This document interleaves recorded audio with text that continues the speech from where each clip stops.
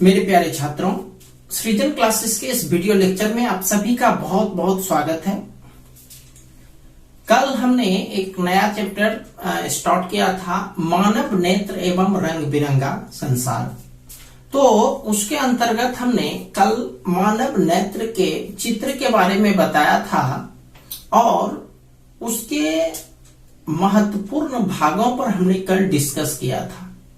तो आज हम लोग उसके जो भी महत्वपूर्ण भाग हैं उसको नोट्स के रूप में हम लिखा रहे हैं, उसको एक बार फिर से हम डील कर दे रहे हैं। ठीक है, तो स्टार्ट करते हैं।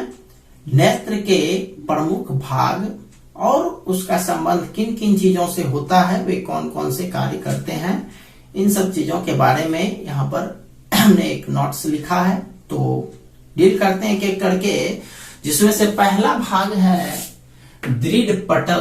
दृढ़ पटल या जिसको अंग्रेजी में स्केलेरा भी बोलते हैं, स्केलेरा जो मानव नेत्र का सबसे ऊपरी भाग होता है, जो उजला दिखता है, सफेद दिखता है, ये कड़ा भी होता है, तो उसी सबसे ऊपरी परत को हम लोग क्या कहते हैं, स्केलेरा कहते हैं। आप सोच लो कि यह जब दृढ़ होता है, इसका मतलब किसी तरीके से यहाँ पर चोट उट लग भी गया तो उससे जो है चोट लगने से नेत्र लेंस को बचाने का कार्य करता है, मतलब यह कठोर होता है। तो एक तरह से सुरक्षा कवच की तरह होता है। चलते हैं दूसरे पार्ट पर। कॉर्निया। क्या कॉर्निया? तो स्केलेरा के सामने वाला कुछ उभरी हुई पारदर्शी झिल्ली होती है, इसे कॉर्निया कहते हैं। वस्तु से आने वाला प्रकाश नेत्र में कॉर्निया से ही प्रवेश करता है। मतलब क्या कहता है कि यदि आप नेत्र को गौर से देखोगे तो आपको झिल्ली टाइप का, झिल्ली मतलब जैसे चाय छानने के लिए छकना टाइप का होता है ना, तो उस तरह का एक झिल्ली होता है, तो वो थोड़ा थोड़ा दिखेगा आपको। उसी झिल्ली को हम लोग कहते हैं कोराइड, सॉरी, उसी झिल्ली को हम लोग कहते हैं कॉर्निया। क्या कहते हैं? कॉर्निया। कॉर्निया जो है स्केलेरा के सामने स्थित होता है और वस्तु से आने वाला प्रकाश, यानी जब हम किसी वस्तु को देखते हैं तो वस्तु पर जो प्रकाश का किरण पड़ता है वो टकरा करके हमारे नेत्र में आता है, तो वह कॉर्निया के माध्यम से ही नेत्र में प्रवेश करता है। कॉर्निया के माध्यम से ही वह क्या करता है, नेत्र में प्रवेश करता है। अगला है कोराइड या फिर रक्तक पटल। कोराइड या फिर रक्तक पटल। तो कोराइड या फिर रक्तक पटल क्या होता है कि यह जो है स्केलेरा जो सबसे ऊपरी परत होता है, उसके जस्ट बाद जो दूसरा परत होता है उसी को हम लोग क्या कहते हैं, कोराइड या फिर रक्तक पटल। यह पटल जो है या यह परत आगे चल करके दो भाग में बढ़ जाती है। तो नेक्स्ट चलते हैं आइरिस या फिर परितारिका। आइरिस या फिर परितारिका। कॉर्निया के पीछे एक छिद्र पट होता है जिसे आइरिस कहते हैं। मतलब कॉर्निया के पीछे, कॉर्निया के जस्ट बाद जो है एक परत टाइप का होता है, छिद्र पट टाइप का होता है, जिसे आइरिस कहते हैं। यानी एक ऐसा परत जिसमें बहुत सारा छिद्र होता है, उसी परत का नाम है आइरिस या फिर परितारिका। यह भिन्न भिन्न रंगों में होता है। आंख के रंग से मतलब आइरिस से होता है, यानी आइरिस जो है वह नेत्र के रंग को निर्धारित करता है। नेक्स्ट पॉइंट पर चलते हैं। पुतली या फिर नेत्र द्वार। पुतली या नेत्र द्वार। आप जब कहीं भी जाते हैं, किसी घर में जाते हैं, तो उस घर में एंट्री करने के लिए एक दरवाजा होता है। दूर से ही पता चल जाएगा कि यह जो है दरवाजा है, इसको खोल करके अंदर एंट्री करना है। तो आप नेत्र को जब बिल्कुल गौर से देखिएगा तो वो जो ब्लैक वाला पार्ट है उसमें एक छोटा सा बिंदु दिखेगा। अच्छा से यदि किसी नेत्र को भी देखिएगा तो वो जो ब्लैक पार्ट है, ब्लैक पार्ट के बीच में भी एक बिंदु दिखेगा, उसी बिंदु का नाम है पुतली या फिर नेत्र द्वार। तो आइरिस के मध्य भाग में एक छोटा सा गोलाकार छेद होता है, इसे पुतली या नेत्र द्वार कहते हैं। इससे होकर कोई भी रंग परावर्तित नहीं होता है, यानी उसमें यदि प्रकाश का किरण पड़ता है तो परावर्तित नहीं होता है, बल्कि समझ लो वह उसको सोख लेता है। तो जैसे आप इसको ऐसे समझो कि जैसे हमारे ब्रह्मांड में एक कृष्ण पिंड होता है, ब्लैक होल, एक राक्षस, जिसको जो भी चीज उसके आसपास से गुजरता है सबको वह क्या करता है, अपने अंदर लपेट लेता है। मतलब कितना भी देते चलो वह अपने अंदर लपेटते रहेगा, यानी वह किसी को बाहर नहीं निकालता है। यहाँ पर इस तरह से आप छोटा सा चीज समझ सकते हैं कि इस पर जो है प्रकाश का किरण परावर्तित नहीं होता, इन्हें टकराने के बाद वहीं चला जाता है। तो जब सब कुछ सोख लेता है उसी वजह से उसका रंग काला दिखता है। तो यह किसी भी रंग को परावर्तित नहीं करता है। नेक्स्ट आते हैं सिलियरी या फिर पक्षमाभी पेशियां। सिलियरी या फिर पक्षमाभी पेशियां, आपको कल बताए थे कि नेत्र लेंस जो है वह दो मसल्स के बीच रहता है, दो मसल्स के बीच स्थित रहता है। वही मसल्स जो उसको जकड़े रहता है उसी का नाम है पक्षमाभी पेशियां या फिर सिलियरी पेशियां। तो क्या है, आइरिस के पीछे वाली परत को सिलियरी पेशियां कहा जाता है। यह नेत्र लेंस को लटकाया रहता है, मतलब नेत्र लेंस जो लटका रहता है वह इसी के वजह से रहता है, सिलियरी पेशियां के वजह से। और सिलियरी पेशी ही जो है नेत्र लेंस की फोकस दूरी को बढ़ा और घटा सकता है, क्योंकि उसको दबाएगा तो फोकस दूरी कम होगा, उसको ढील देगा तो वह जो है नेत्र लेंस बढ़ेगा, यानी उसका फोकस दूरी बढ़ेगा। तो आगे चलते हैं नेत्र लेंस जो आप जानते हैं कि नेत्र लेंस जो है एक उत्तल लेंस होता है। तो पुतली के नीचे पारदर्शी तथा मुलायम पदार्थ का बना हुआ एक उत्तल लेंस होता है। पारदर्शी का क्या मतलब, जिसके आर पार देखा जा सके। हाँ, तो पुतली के नीचे पारदर्शी तथा मुलायम पदार्थ का बना हुआ एक उत्तल लेंस होता है, जिसे नेत्र लेंस कहते हैं। ठीक है, आगे क्या है, सिलियरी पेशी द्वारा नेत्र लेंस की फोकस दूरी को बढ़ाया या घटाया जा सकता है। ये हमने अभी जस्ट एक्सप्लेन किया था कि नेत्र लेंस की फोकस दूरी को बढ़ाना या घटाने का काम किसका है, सिलियरी पेशियों का है। नेक्स्ट आते हैं नेत्रोद या फिर एक्वियस ह्यूमर। नेत्रोद या फिर एक्वियस ह्यूमर, नेत्र मतलब एक तरह से हो गया नेत्र के सामने। तो हमारे नेत्र में जो आंसू निकलता है, या फिर एक तरह से समझ लो कि वह गीलापन जो दिखता है, तो उसमें कुछ न कुछ तो लिक्विड रहता है। उसी लिक्विड में दो तरह का लिक्विड होता है, एक नेत्र लेंस के आगे और एक नेत्र लेंस के पीछे। तो नेत्र लेंस के आगे जो होता है उसी का नाम है नेत्रोद। तो कॉर्निया और नेत्र लेंस के बीच एक नमकीन द्रव भरा रहता है और इसे ही नेत्रोद या फिर AH भी कहते हैं इन शॉर्ट। और आंसू जो बनता है वह इसी द्रव के कारण बनता है। आप जानते ही हैं कि नेत्र से जब आंसू निकलता है वह यदि मुंह में चला जाए किसी वजह से, वो कैसा स्वाद लगता है, नमकीन लगता है। इसलिए यदि आपसे प्रश्न पूछे कि आंसू किस द्रव से बनते हैं, तो क्या हो जाएगा, एक्वियस ह्यूमर या फिर नेत्रोद। आंसू का स्वाद कैसा होता है, तो नमकीन होता है। नेक्स्ट चलते हैं काचाभ द्रव या फिर विट्रियस।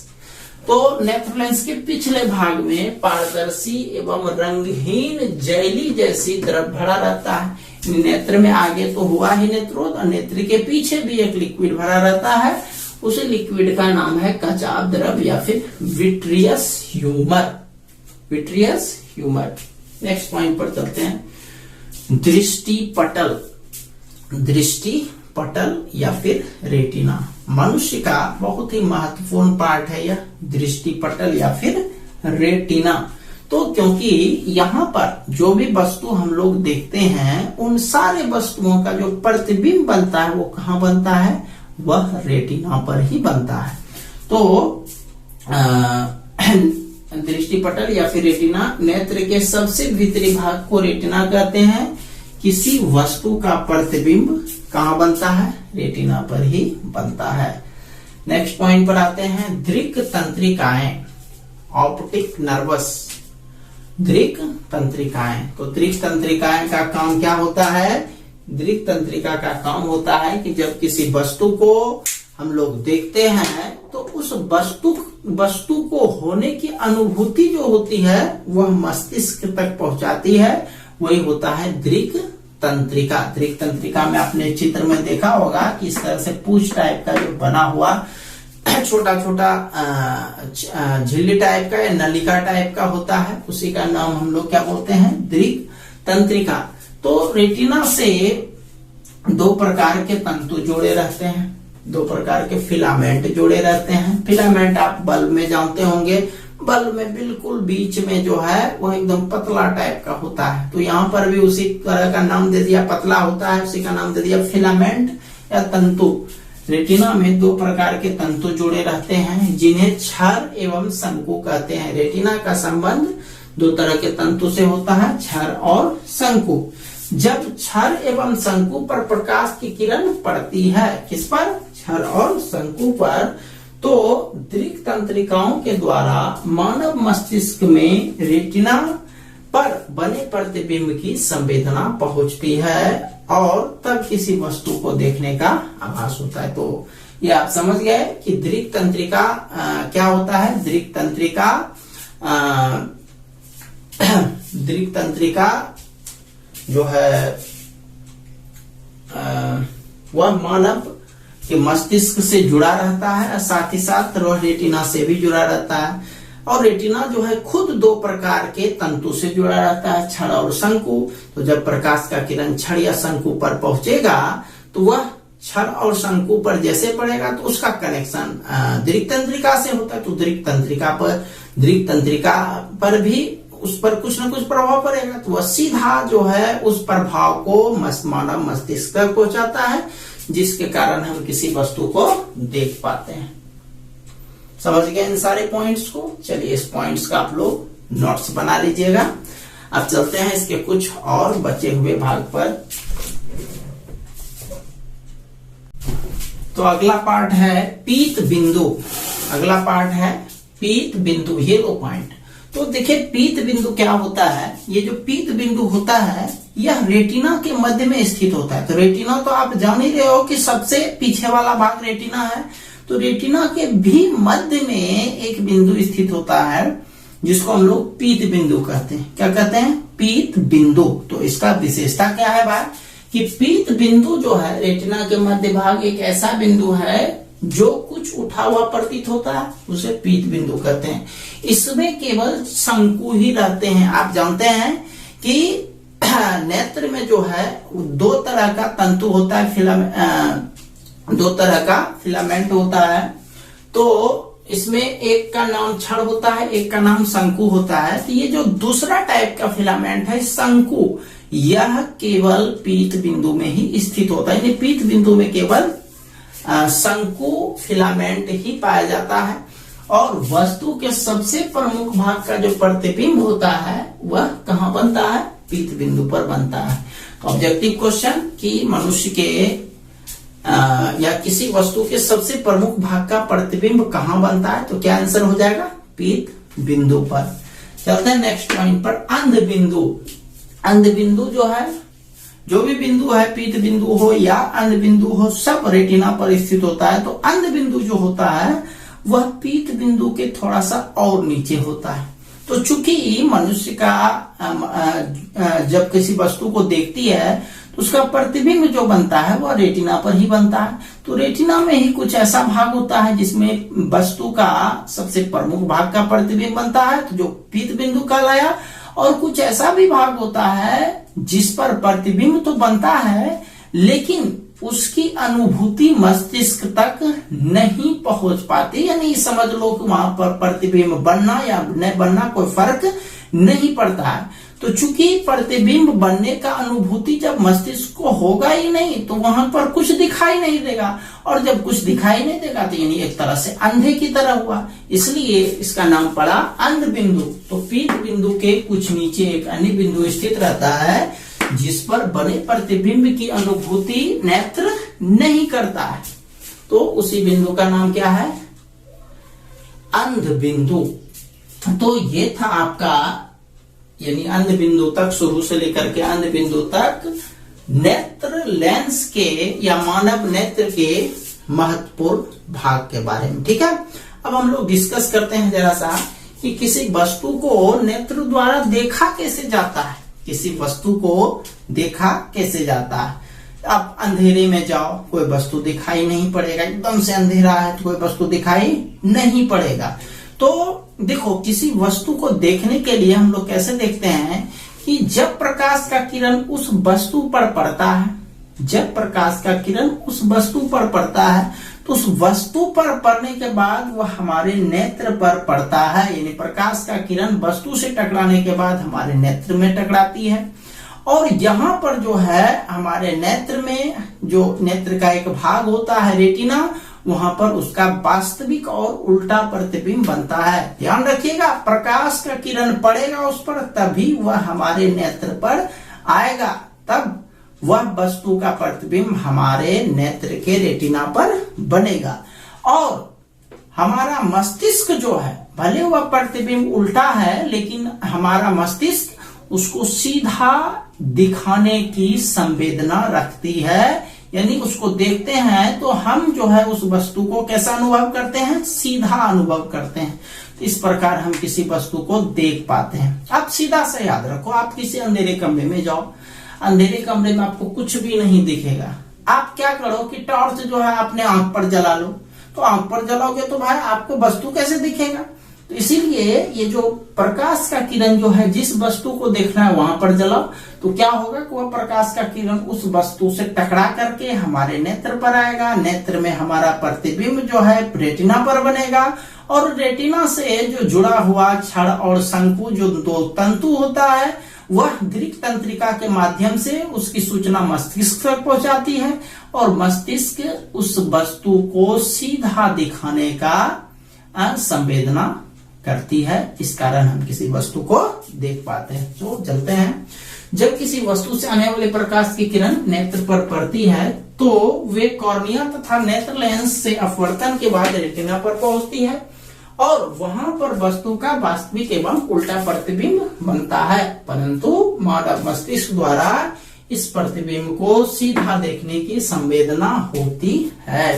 तो यदि आपसे ये क्वेश्चन पूछे कि मानव नेत्र में किस प्रकार का प्रतिबिंब बनता है, तो आप बोलना वास्तविक और उल्टा। वास्तविक और सीधा मत बोल देना, बनता उल्टा ही है, लेकिन सीधा मस्तिष्क के कारण जो है उसको सीधा दिखता है। समझ गया बात को?